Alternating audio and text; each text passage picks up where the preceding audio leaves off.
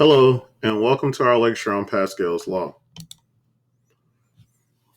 By the end of this lecture, you should understand what fluids are, what compression is, what makes fluids unique in their ability to do work, and be introduced to some of the tenets of Pascal's law. What is a fluid? A fluid is a substance that has no fixed shape and yields itself very easily to external pressure. Commonly, we think of fluids as either liquids or gases. And we understand from normally junior high school that both of these will take the shapes of their containers. So it begs the question, what makes liquids significantly different from gases, as we understand that they're both fluids? Well, the three physical properties of liquids that we can look at, or that are most important to us in this class, are first, density. Density can be defined as mass per volume and indicates a fluid's resistance to acceleration forces. That can be pretty complex and hard to think about. But a much simpler way of thinking about it is just how much of a particular liquid's atoms exist inside of a certain space. And then how resistant are those atoms to being pushed around by a outer force. Viscosity. Viscosity can be thought of as a fluid's resistance to flow under shear stress. Normally, we think of viscosity as a fluid's thickness, and that's a pretty easy way of considering it. And most often, when you hear it explained to you, it's said viscosity is measured by a fluid's resistance to flow.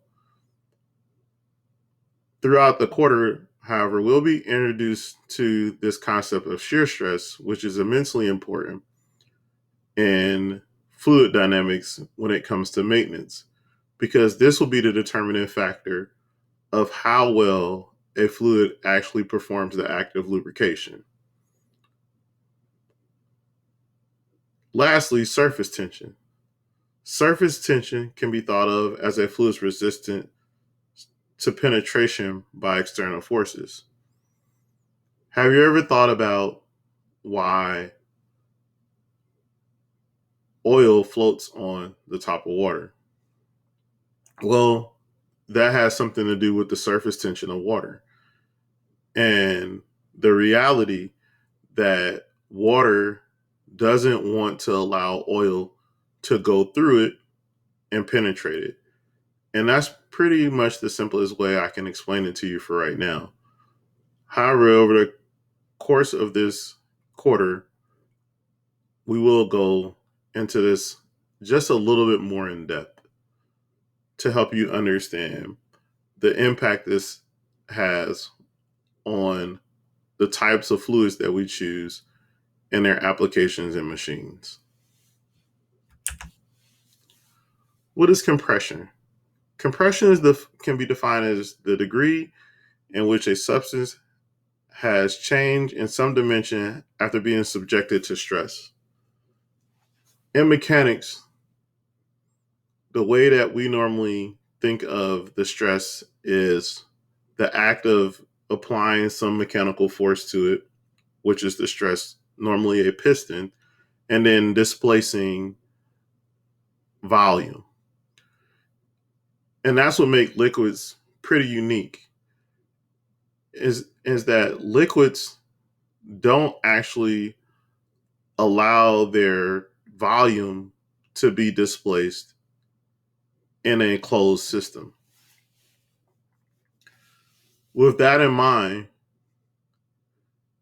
you should never, ever, ever use a gas in a hydraulic system? This is because gas or pneumatic systems act in the complete opposite way. Think about it like this.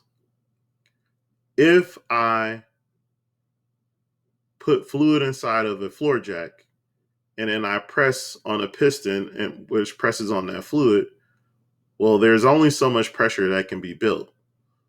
Whereas if I was to let all the fluid out of that same jack and start to fill it with air, well, I don't really know how much air is going to go inside of that jack. Both of those represent stored power, but one of them is much more definable than the other. I know you may not understand that completely right now, but over the course of this quarter and over the course of other lectures, I'll go much more into depth about why you should never, ever, ever use gas to operate or dislodge hydraulic actuators. Now that we understand what compression is, we can discuss Pascal's law. And Pascal's law can be surmised in basically two statements. The first statement being, because liquids are non-compressible, if force is applied to them in an enclosed container, they will transmit that force equally and undiminished across the entirety of the container. Conversely, because liquids are non-compressible, if force is applied to them in an open system, the fluid will begin to flow. Think about it like this. If I have a bottle of water in my hand and a bottle of water is closed and I try to squeeze that bottle, it doesn't matter how hard I squeeze the bottle will not change shape because the fluid inside of the bottle has nowhere to flow. However, if I take the cap off the bottle and I squeeze on the bottle, well, I'll be wet, but you get my point. The fluid will flow out of the bottle. And those are the two basic tenets of Pascal's law. And as simple as they sound, they're immensely important. And I want you to remember those because we're going to use that to build as a cornerstone to build the rest of our knowledge for the duration of this quarter. This concludes this lecture. I want you to go to Canvas and answer a few short questions. Have a good day. Bye.